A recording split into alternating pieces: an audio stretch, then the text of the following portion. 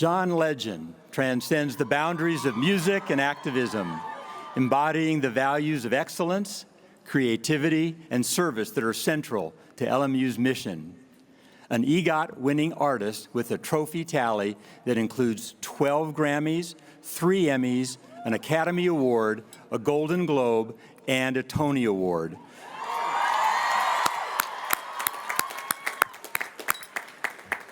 John stands as a paragon of artistic achievement and social commitment.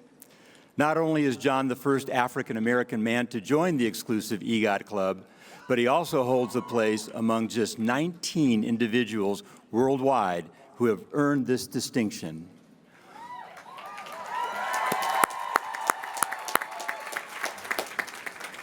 Over his illustrious career, John has released 7 celebrated solo albums, from Get Lifted to Legend, showcasing his evolution as an artist committed to pushing the boundaries of music.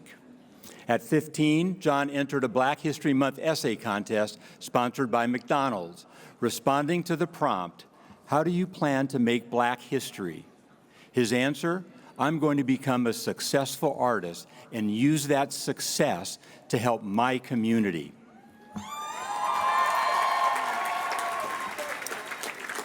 This early commitment has defined his career.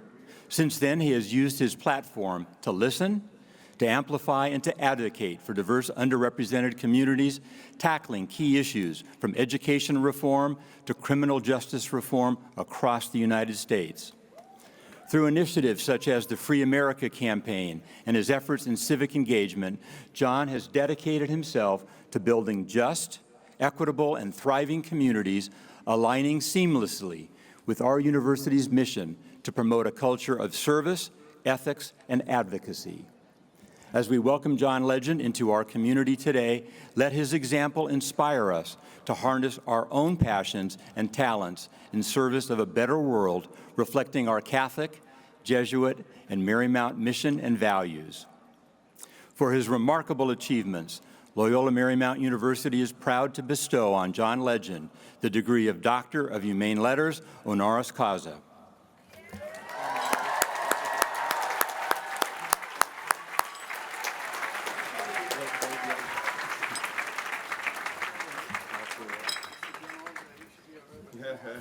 Tim's going to say a few words here. Okay. No, When I stand over here?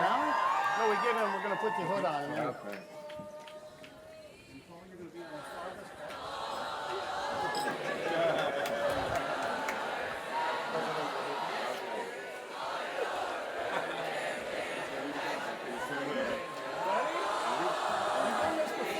I've done it before. Yeah, I was on Zoom for birthday.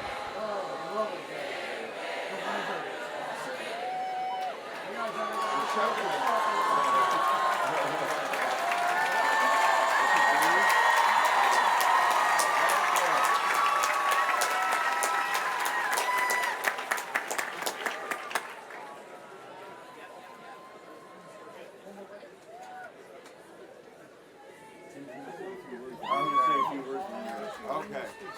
Okay. Let me stay here? right here, yes, All sir. right.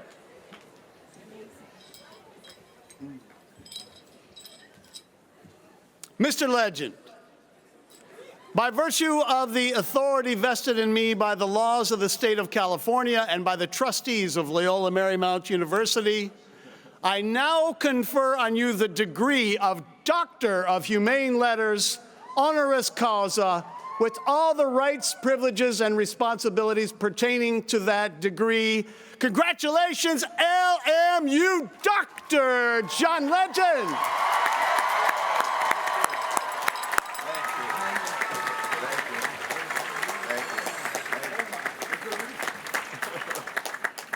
Graduates, families, and friends, I am pleased to introduce our commencement speaker, Dr. John Legend. Thank you so much. Thank you. Oh my goodness. Y'all sounded so good. I want to hear you sing a little bit more. I mean, that's quite the greeting. I usually have to like push the audience to sing with me. But you all started before I even had to ask you, and I'm very appreciative, LMU.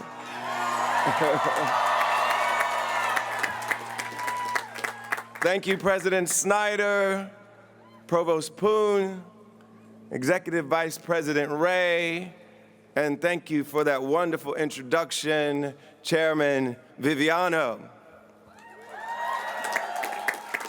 Thank you all for the invitation, the introduction, and the very, very, very warm welcome that I feel today. Hello, Loyola Marymount University. To the faculty, staff, and alumni, family, and friends of the graduates, we are all very happy to see you here. I can feel your joy and your pride. Thank you for letting me share in this moment.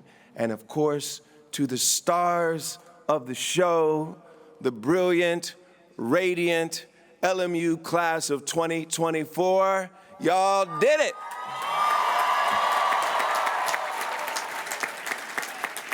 Congratulations. I am very honored, grateful, and humbled that I also will forever be a member of the LMU class of 24. Thank you. I'm gonna go back in ancient history. I remember preparing for my own graduation way, way back in the 20th century, 1999, before most of you were born. And I must admit, I was a little cynical about the whole graduation ceremony. The pomp and circumstance felt unnecessary. But as I sat in those same seats you're sitting right now, as I experienced my commencement in that stadium with all my friends and classmates, sharing in this big rite of passage, the ceremony made me feel something. I was inspired. I was proud. I felt connected to my thousands of fellow graduates. And since then, through all these years, from all that life gives and all that life takes, I've come to realize that we should savor these moments. Take the time to pause and reflect, to revel in our accomplishments and with our communities. Celebrate with the people we love. So do me a favor, class of 2024. Can we just take a breath and let it soak in? Look at the people around you, your people. Take a mental snapshot. Savor it, relish it, remember it. Because that joy you feel right now, that's what this ceremony is really about.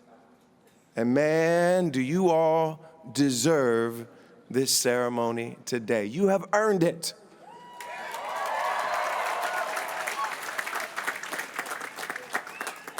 You have traveled a remarkable journey to this time, to this place. And I don't need to say it because it's already been said, but if we rewind the clock 4 years, the spring of 2020, sometimes we want to block out that time, right? We were in a global pandemic. You were robbed of all the traditional milestones. You didn't have a senior prom. You didn't walk across your high school graduation stage. You finished your senior year trapped in a Zoom screen. There's no point in sugarcoating it. It sucked.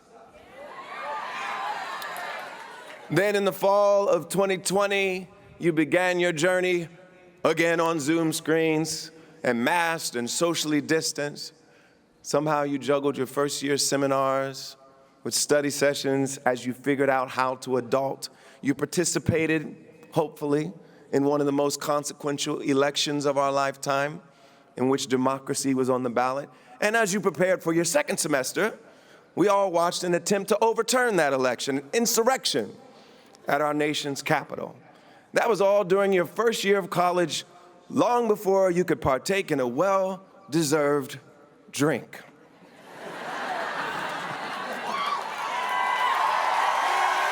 You deserved that drink. You deserved it. And yet, class of 2024, your resilience and resolve, the way you powered through with grit and determination and a little bit of fun, sense of humor, the way you looked out for one another, forged connection with one another amidst an epidemic of isolation and loneliness, the way you advocated for the causes in which you believe, the way you immersed yourselves in the work and play that brings meaning and life, it fills me with so much hope. And hope, that's something we all could use a little more of these days. Let's talk about hope, about the faith that you give me for the future, about the optimism I feel when I look into your faces. Why do I have so much hope, class of 2024? It starts with you and your unique education. President Snyder rightfully deemed this class the solidarity generation, a class that recognizes, thanks to the challenges you've overcome, that the most effective way to drive change, to find joy, to survive, is by doing it together. From a once-in-a-century pandemic, like Yinka said, you learned the importance of caring for one another.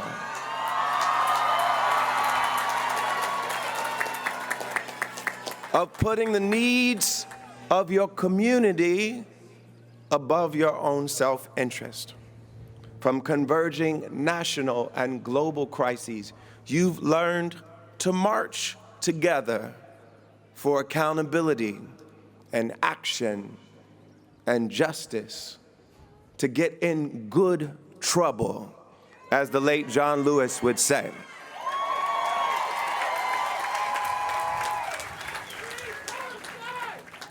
But just as important, from your time here, you learn that the power of an education lies not in just acing the test or landing a fancy management consulting job like I did after college.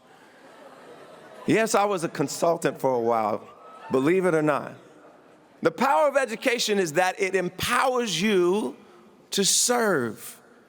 It empowers you to build. It empowers you to give.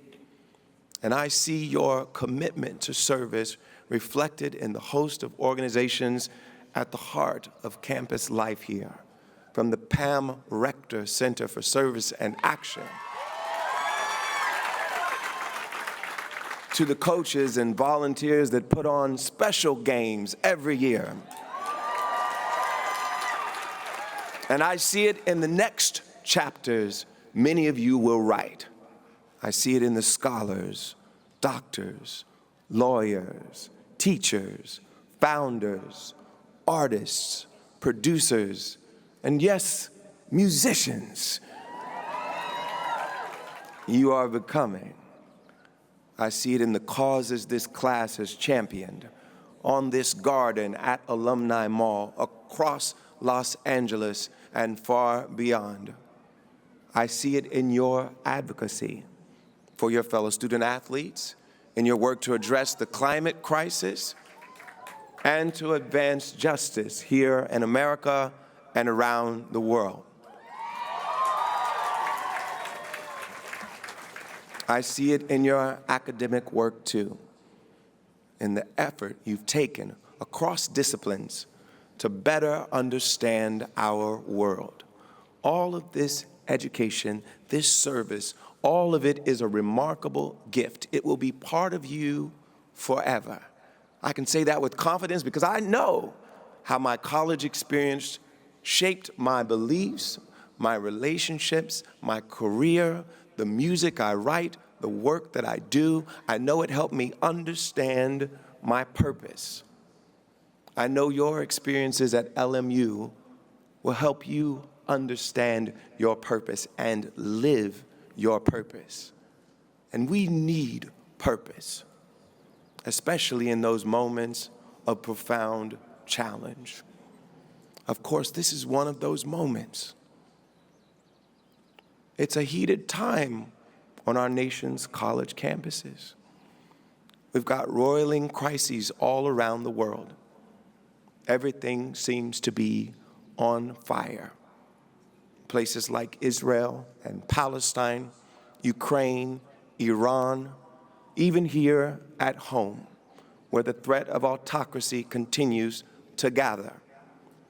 But also in the places that probably deserve more of our attention: Haiti, Myanmar, Sudan. Other areas of conflict around the world. In so many of these painful instances, the patterns are similar. So-called leaders act with malice and apparent impunity. They exploit people's very real fears and anxieties. They inflame ethnic conflicts. They pit people and communities against one another. They deploy misinformation and disinformation. They exploit inequalities. They peddle grievance and resentment. And they thrive on dehumanization.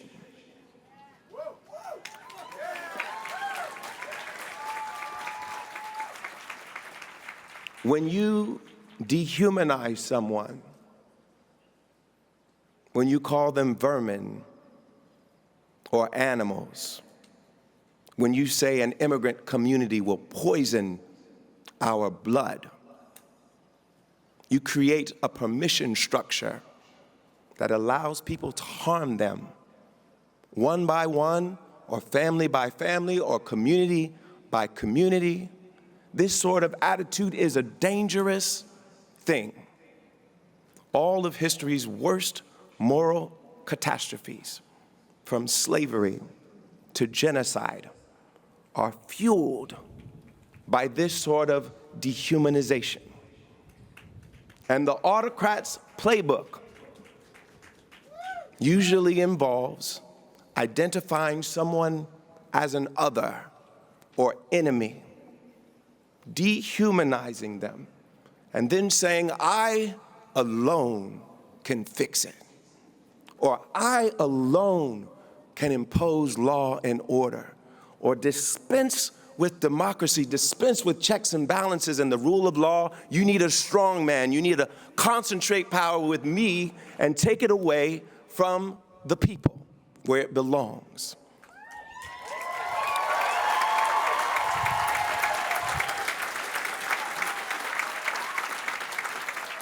Our history books are replete with these types of leaders, replete with the havoc they've wreaked, the injustice they've wrought, the wars they've started, the lives they've destroyed.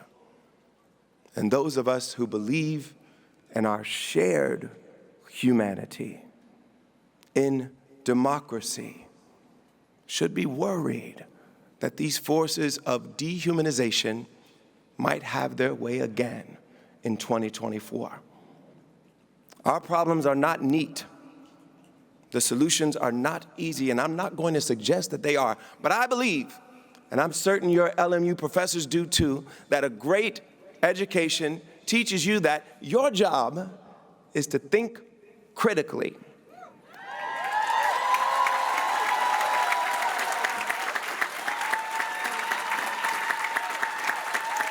To challenge assumptions, to question the status quo, to interrogate the common wisdom. Moral clarity is certainly comfortable. We prefer for everything to be black and white. Social media pushes everyone to pick a side. And yet, most things happen in those shades of gray. Humanity, life, is filled with nuance and complexity. And I say lean into that nuance, engage with the complexity. So how do we do this? How do we do this, class of 2024? How do we engage with complexity?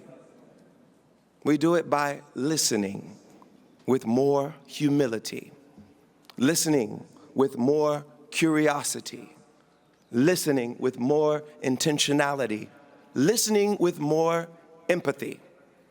After all, with the freedom of speech comes the responsibility, the community responsibility to listen to each other, to give a full and fair hearing. We engage with complexity by recognizing that in a multiracial, multi-ethnic, pluralist democracy, we are going to disagree. That's inevitable. The noise and the mess are features, not bugs. At the same time, though, diversity and difference need not be synonymous with intractable division. Even when we disagree, we have no choice but to find ways to tolerate each other, to respect each other, to live with each other. We might start with the assumption that for the most part, most of the time, most people are operating in good faith. So we can extend grace to them and the benefit of the doubt. We might acknowledge that we each are bringing our own histories and experiences and biases to our perceptions, our own legitimate fears and anxieties. And then we might, each of us, try to see the world through one another's eyes, to do the really hard thing, to genuinely honor one another's humanity, even when we disagree. Because we all are God's children. We all are someone's child or sibling or friend. And class of 24, we may as well talk about the elephant in the garden. Let's talk for a moment about Israel and Palestine. Yeah.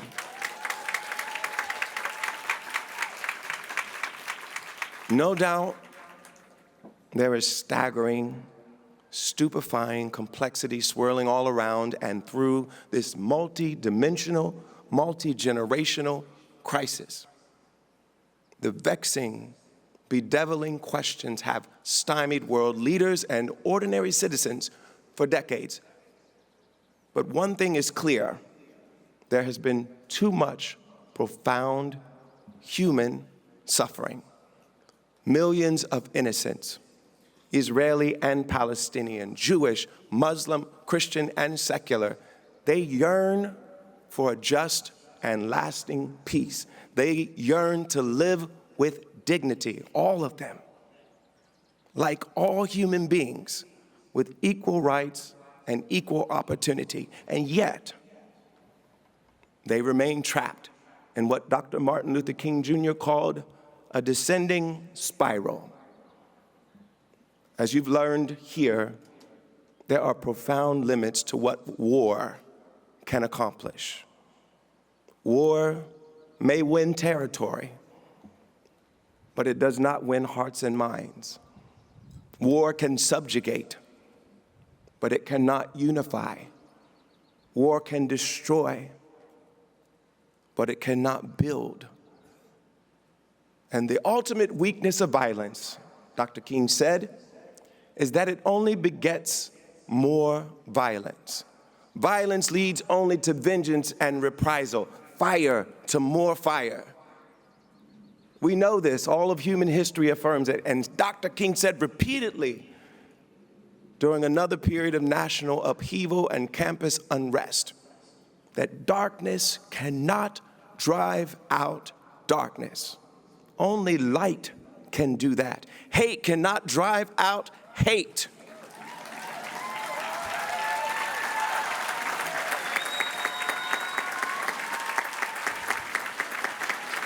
Only love can do that.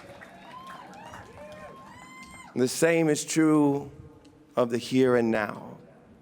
Violence will never be a lasting solution to violence. Hate will never be the solution to hate. Instead, we must be the light. We must be the love. Now, I can imagine what at least a few of you are thinking. All this kumbaya talk is nice, but thousands of people are dying. How could it be that in the face of war and autocracy and ethnic conflict, after all of the compounding trauma of our recent past, that we should just love more? I can understand the skepticism, but hear me out. I come from a family of preachers. All right. I'm the grandson of a preacher, the great-grandson of a preacher, the nephew of several preachers. I grew up going to a lot of church, and I've heard a lot of sermons. And what many of us learned during those Sunday sermons, and I'm sure some of you have learned at this fine Jesuit Marymount University, is that there isn't just one kind of love. There are at least three. There's eros, romantic love, the intoxicating love, the love that burns hottest. You know, the type of love that makes you want to sing. All of me loves all of you.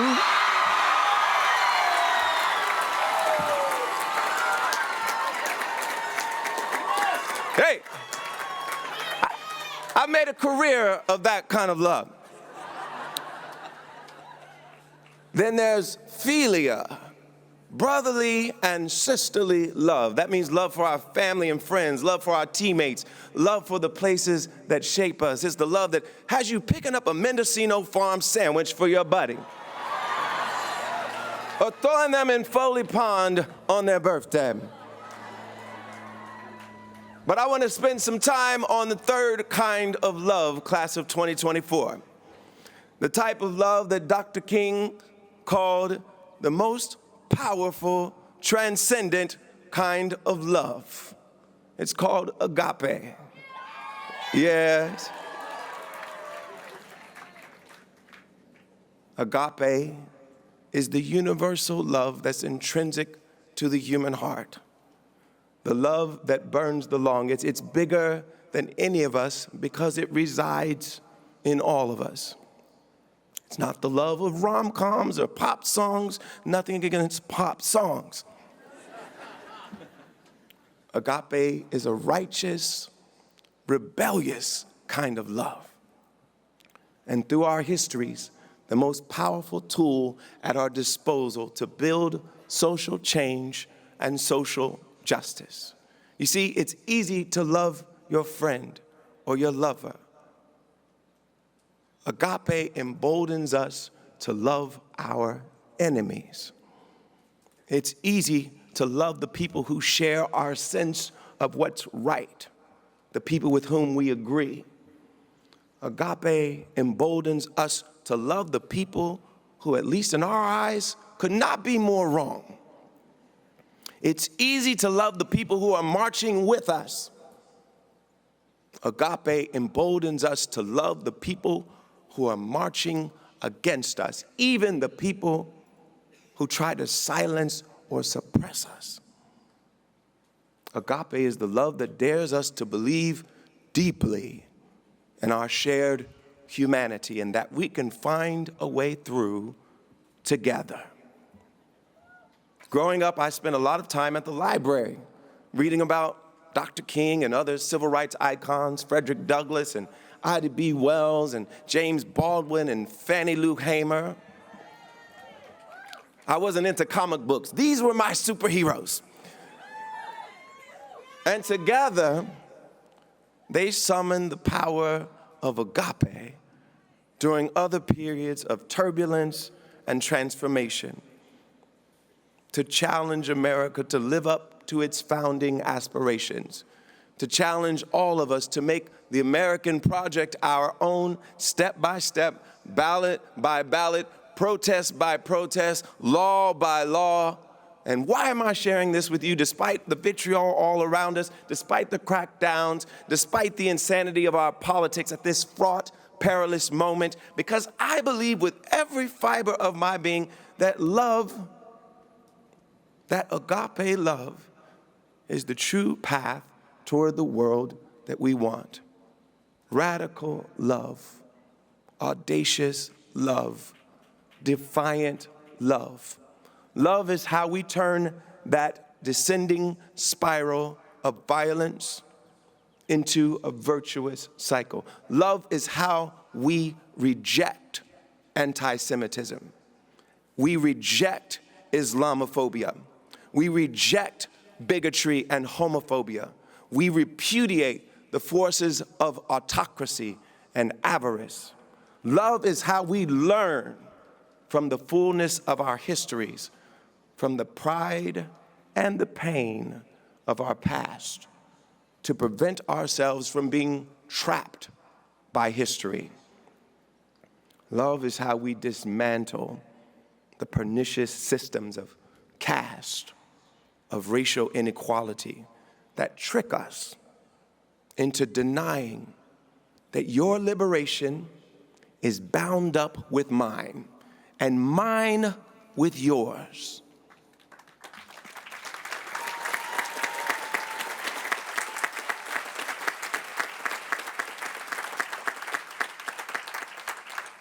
Love allows us to forgive. And I believe in love because of my own life, because of my own story. Allow me to get personal for a moment. I grew up in Springfield, Ohio. All right. We got Ohioans everywhere. We like to leave Ohio. Springfield's a small blue-collar city. My idol, my hero, my inspiration was my grandmother, Elmira Lloyd. She was the daughter of a preacher who later became the wife of a preacher. Like I said, it's something of a family business. In our church, my mother directed the choir, my father played the drums, but my grandmother was the heart of it all in her seat behind the organ. I remember vividly how after church, we would gather in her house every Sunday. She would cook collard greens, cornbread, chicken. And week after week, month after month, year after year, she would sit with me at the piano and taught me to play gospel music. When you hear me playing today, you're hearing my grandmother in me. I wouldn't be the musician I am today without Elmira Lloyd.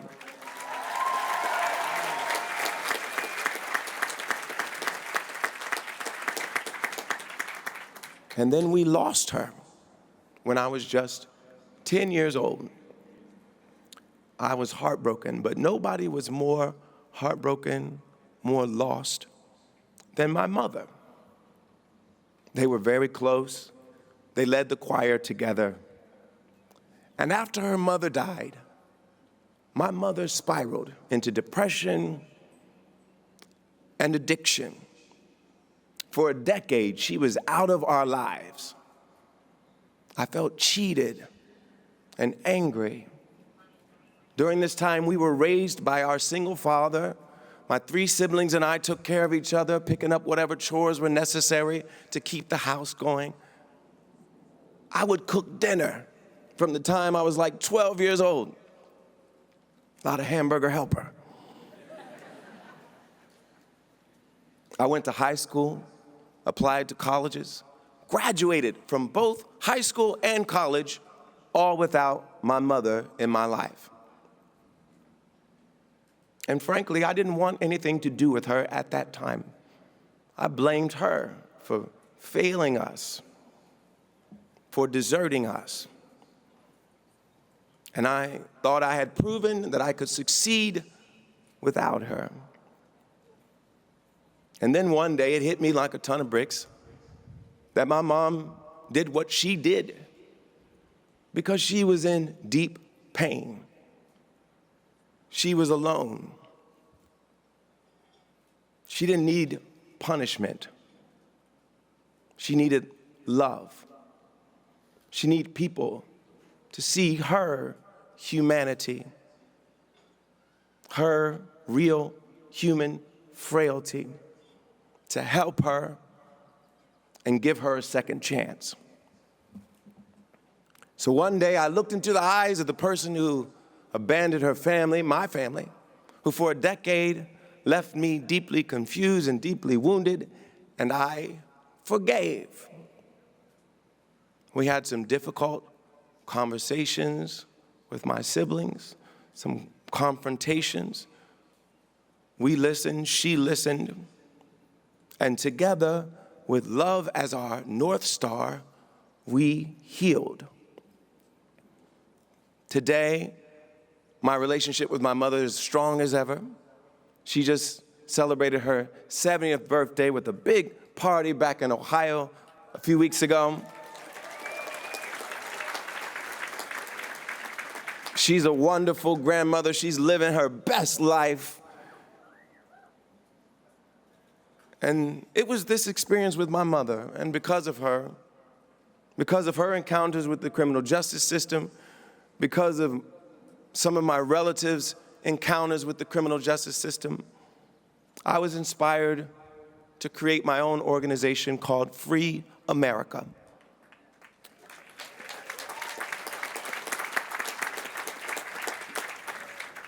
I learned about our country's addiction to mass incarceration, how the United States has just 5% of the world's population, but 25% of its incarcerated people, how 1 in 3 black men will serve prison time, how more black men are under corrective control today than were enslaved on the eve of the Civil War. And I listened. I met with people currently incarcerated, visited some of the state prisons here in California. I met with their families. I met with survivors of crime. I met with district attorneys, correction officers, state legislators, civil rights activists. And what then followed was the most challenging, humbling, gratifying work of my life. I saw families forgive people who hurt their loved ones. I saw some of the very people that perpetuated mass incarceration take steps to reform the system. I saw the people who put up the walls begin to tear them down. This is what love can do.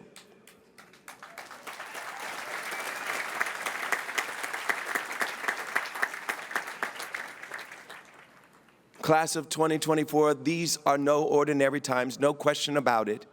But the history through which you've lived, the history you've witnessed, the history you're making, all of this has made you extraordinary. And we need extraordinary now more than ever. The crucible of these last few years has forged in you, the solidarity generation, that resilience and resolve. It's forged strength of mind and character with deeper empathy, perhaps than any generation before. It's forged a conviction that you can change the world and that you must. Too much is at stake for you to fall prey to indifference or to fear or to division. You are prepared to be thinkers and creators, dreamers and doers, leaders for others, for our shared humanity, for justice. And I like to think that these last few years have instilled in you the recognition that love matters most of all, the kind of love that has defined my life's journey, that radical, audacious, defiant love. Because if love could bring healing and forgiveness to my broken family, if the crime victims I met with can extend love and empathy and grace to the perpetrators who hurt their families, then we all can. In this hour of division, class of 24, this is what we all need. As the scripture says, faith and hope and love, but the greatest of these is love. Because with love, we can listen. With love, we can understand. With love, we can see ourselves in each other. We can discover our abiding mutuality. With love, we can serve. With love, we can heal. We can build. We can do. We can undo. With love, we can sing the words of my friend and idol, Stevie Wonder. Good morning or evening, friends. Here's your friendly announcer. I've got serious news to pass on to everybody.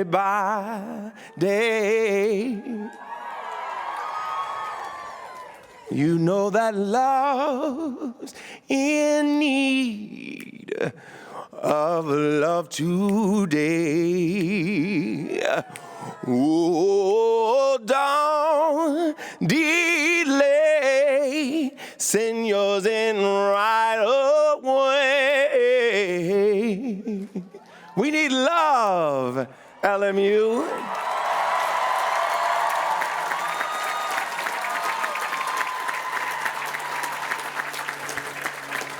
Class of 2024, I'm so proud of you. I'm so excited for you. I cannot wait to see how you will harness the power of love. I cannot wait to see what you will do for this world and for each other. From the bottom of my heart, I thank you. I congratulate you. I love you all.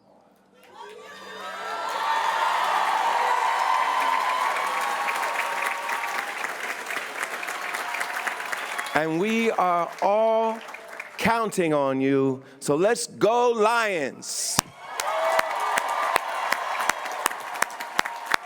Thank you so much. God bless you. Thank you.